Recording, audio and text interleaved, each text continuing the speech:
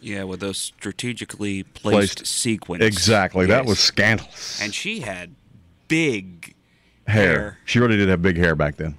They were a lot of huge. There a lot of hair back then. Huge. And so we got that on the morning show page if you want to refresh your memory. Also a picture of one of the new beauties of country music, sunbathing. Those pictures fresh this morning of Carrie Underwood at the beach in the Bahamas. There you go. Just, in case you need to keep up with what's going on in country music. Meanwhile, Gary Griffin's keeping up what's going on in the real world. Thank you, sir. Lawmakers have decided against a measure to impeach Mark Sanford, opting to censure the governor instead. The panel said questions over his trip to Argentina and his use of state planes did not merit removal from office.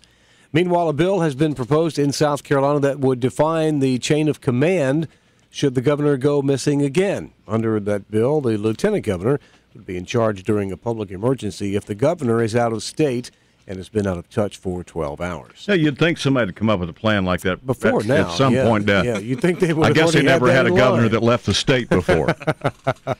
Well, I'm sure there's a letter that has to be signed. To this, I think, would just give him the power if the guy's gone for more than 12 hours. Yeah, I guess this is the first time that's happened. I guess so. Yeah. The massive storm that's been moving across the country now being blamed for at least 16 deaths.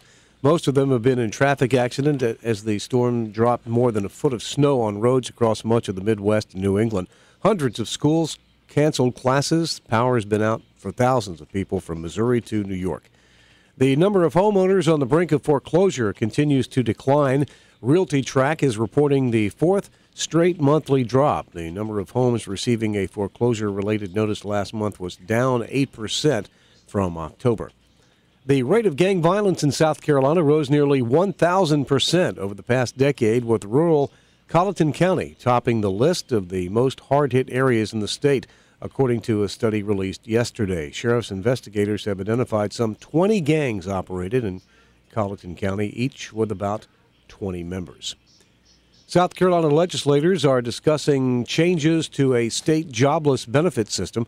Members of the House panel say that they want to ensure that people who fail drug tests can't get benefits. And the drought in South Carolina is officially over.